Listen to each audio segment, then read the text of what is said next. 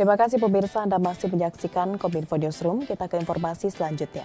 Menkominfo Johnny G. Plate menerima kunjungan kehormatan Duta Besar Amerika Serikat untuk Indonesia, Sung Yong Kim. Dalam pertemuan itu, Menteri Johnny G. Plate dan Dubes Sung Yong Kim membahas dukungan kandidat Sekretaris Jenderal International Telecommunication Union dan peluang kerjasama bidang digital. Menteri Komunikasi dan Informatika Johnny G. Plate menerima Duta Besar Amerika Serikat Sung Yong Kim di ruang kerja kantor Kementerian Kominfo Jakarta Pusat. Dalam pertemuan tersebut, Menkominfo bersama Dubes Amerika Serikat membahas kerjasama bilateral dalam bidang teknologi informatika dan komunikasi guna meningkatkan infrastruktur hulu dan hilir khususnya dalam sektor digital. Selain itu, Menteri Johnny juga menyampaikan dukungan Indonesia terhadap Organisasi International Telecommunication Union dalam pencalonan Doren Bock dan Martin sebagai Sekretaris Jenderal ITU Amerika Serikat. Kami membicarakan berdiskusi tentang kerjasama Indonesia dan Amerika, ya secara khusus kerjasama Indonesia dan Amerika di sektor teknologi informasi dan komunikasi atau sektor digital. Nah, termasuk di dalamnya mendiskusikan bagaimana kerjasama dan saling mendukung Indonesia dan Amerika di ITU. Ya, sebentar lagi akan ada pergantian sekjen ITU. Amerika punya kandidat yang hebat, yang bagus yang kami diskusikan. Dan kebetulan juga kita sudah mengenal dengan baik. Dan kami Indonesia akan mendukung kandidat yang Amerika calonkan. Kalau boleh saya sebut namanya Ibu Dorin Bock dan Martin. Di sisi lain, Dubes Amerika Serikat Sung Yong Kim mengaku ia baru saja melakukan diskusi terbaik bersama Menkominfo terkait infrastruktur digital dan telekomunikasi antar dua negara. I had a wonderful discussion with Mr. Minister about the strong partnership between the United States and Indonesia on digital infrastructure and telecommunications. I think there's a lot that we can do together, and I look forward to continuing to work with the Minister and his team toward our shared goals. One of the issues we discussed today was about the upcoming ITU Secretary General election. I thank the Minister for Indonesia's support for our candidate, who is extremely qualified. In fact, I think it would be hard to come up with someone more qualified to lead the International Telecommunications Union at this critical time.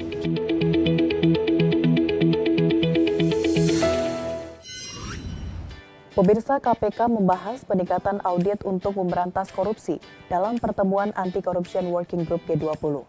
Dengan pertemuan pertama ini menandakan dimulainya pembahasan upaya pemberantasan korupsi oleh negara-negara anggota G20.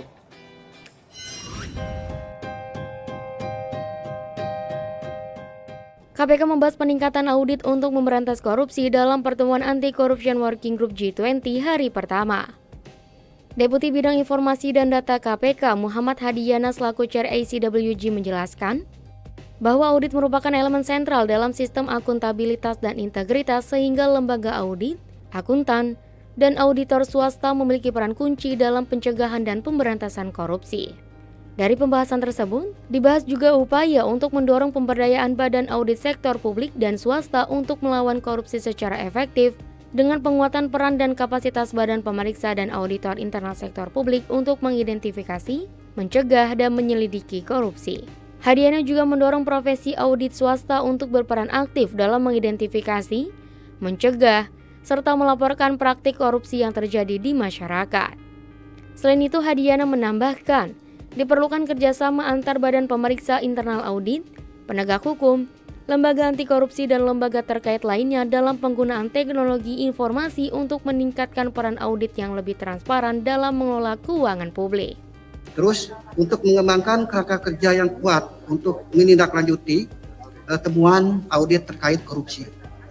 Terus juga untuk memperkuat kerjasama antara badan pemeriksa, internal auditor, lembaga anti korupsi maupun penegak hukum dan juga lembaga terkait lainnya dalam pemberantasan korupsi.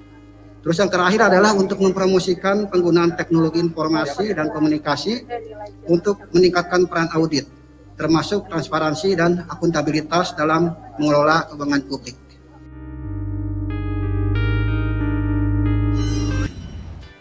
Pemirsa, Menteri Luar Negeri Retno Marsudi menyerukan deeskalasi konflik Rusia-Ukraina. Menurutnya, semua negara berhati-hati mengelola kawasan Indo-Pasifik. Hal tersebut diungkapkan Retno dalam sesi bertajuk Peace and Prosperity in the Indo-Pacific di Doha Forum, Qatar. Perang Rusia-Ukraina diharapkan menjadi pengingat bagi semua negara akan pentingnya penghormatan terhadap hukum internasional di kawasan Indo-Pasifik. Menurut Menlu Retno Marsudi, penghormatan terhadap hukum internasional harus dilakukan secara konsisten, termasuk penghormatan terhadap kedaulatan dan integritas wilayah. Indonesia juga mengingatkan agar pembentukan kelompok-kelompok multilateral dan plurilateral yang telah dilakukan dapat menjadi building block guna menjaga perdamaian, stabilitas, dan kemakmuran di kawasan Indo-Pasifik. Dalam penutupannya, Menlu menegaskan bahwa keamanan, stabilitas, dan kesejahteraan bersama harus menjadi sesuatu yang dapat diakses oleh semua masyarakat. Selama 3 hari berada di Doha, banyak sekali pertemuan yang saya lakukan. Pertama, saya menjadi salah satu pembicara di Doha Forum dalam sesi bertajuk Peace and Prosperity in the Indo-Pacific. Saya menyampaikan bahwa situasi di Ukraina saat ini menjadi pengingat kita semua untuk secara lebih hati-hati mengelola kawasan Indo-Pasifik. Tentunya, penghormatan terhadap hukum internasional harus menjadi komitmen semua pihak agar kawasan Indo-Pasifik tetap menjadi kawasan damai, stabil, dan sejahtera. Badan Pangan Nasional memastikan amannya ketersediaan 9 bahan pokok pada Lebaran dan Ramadan. Hal ini berdasarkan perhitungan yang telah dilakukan Bappenas hingga Mei 2022.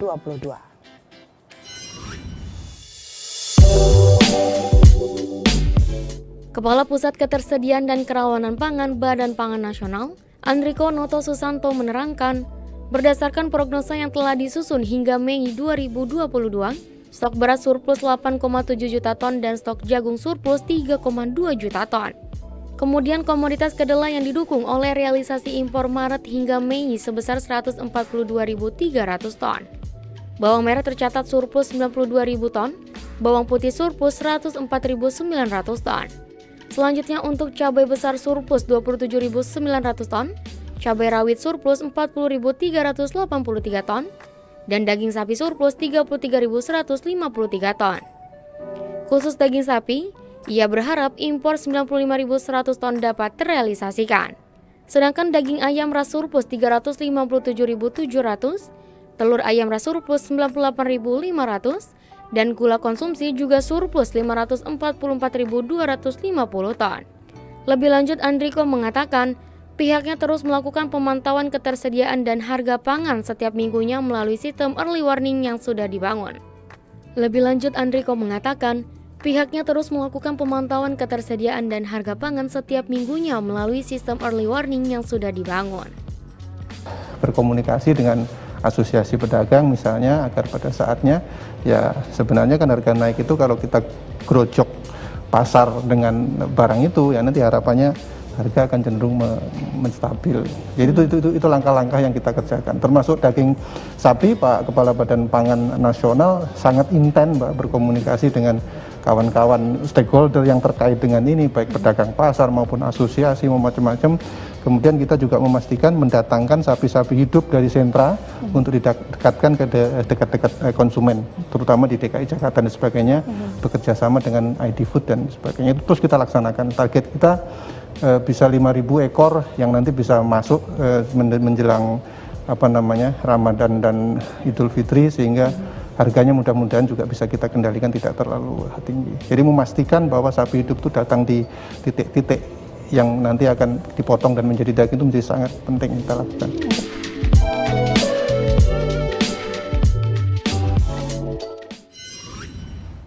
Pemirsa, dalam menentukan awal bulan Ramadan 1443 Hijriah, pemerintah melalui Kementerian Agama menggelar pemantauan hilal di 101 lokasi seluruh provinsi Indonesia sebelum melaksanakan sidang isbat.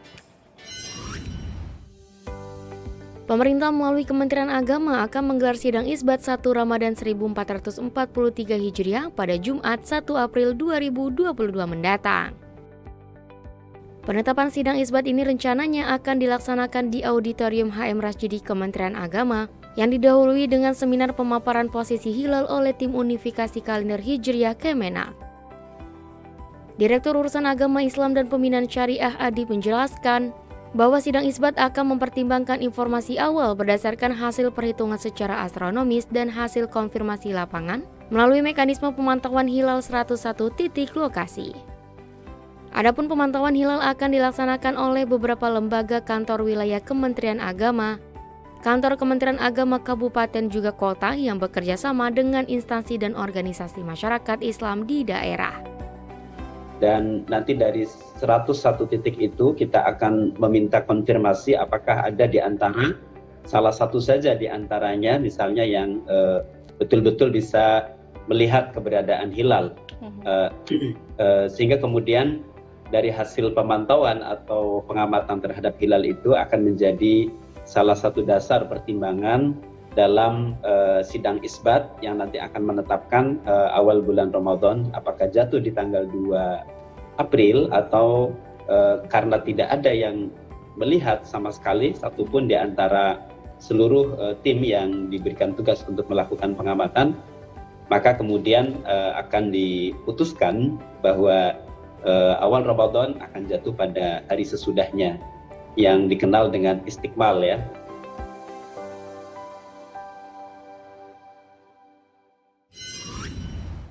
Pemirsa, pemerintah kembali melanjutkan program bantuan tunai pedagang kaki lima dan warung pada tahun 2022.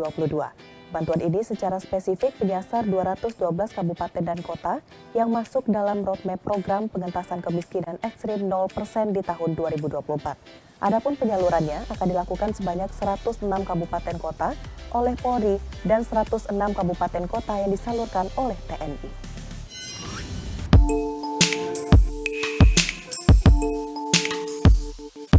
Pemerintah kembali melanjutkan program bantuan tunai pedagang kaki lima dan warung pada tahun 2022 guna mendorong pemulihan ekonomi nasional dari dampak pandemi COVID-19. Bantuan ini akan memperluas target penerima manfaat menjadi 2,76 juta dengan menambah 1,76 juta nelayan di daerah pesisir sebagai penerima bantuan sejumlah Rp600.000 per orang. Nelayan yang berhak menerima merupakan pelaku usaha kelautan dan perikanan yang merupakan nelayan buruh, nelayan penangkap ikan tanpa kapal, atau nelayan pemilik kapal kurang dari 5 gross ton. Bantuan ini secara spesifik menyasar 212 kabupaten dan kota yang masuk dalam roadmap program pengentasan kemiskinan ekstrim 0% di tahun 2024. Adapun penyalurannya akan dilakukan sebanyak 106 kabupaten kota oleh Polri dan 106 kabupaten kota yang disalurkan oleh TNI.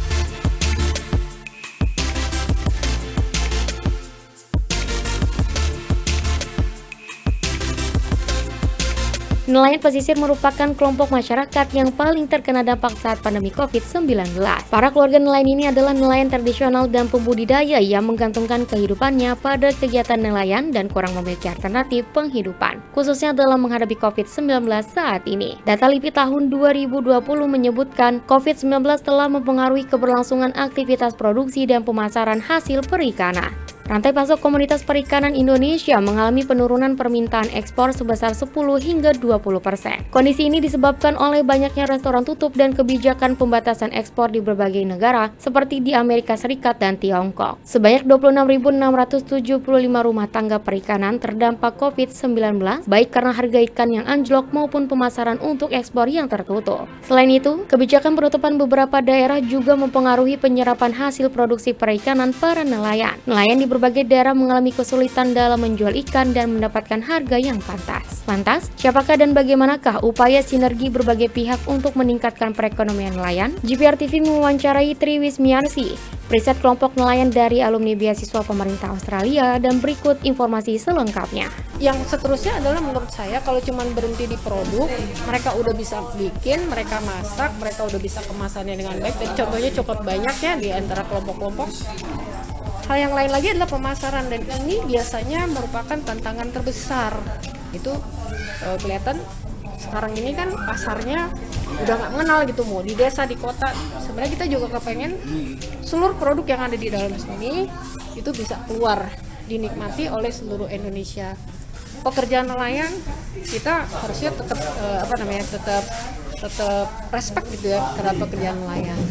Tapi memang mungkin ya untuk para nelayan yang tradisional gitu, yang tradisional mereka harus dibantu gitu. Mereka nggak bisa dengan caranya yang sekarang ini.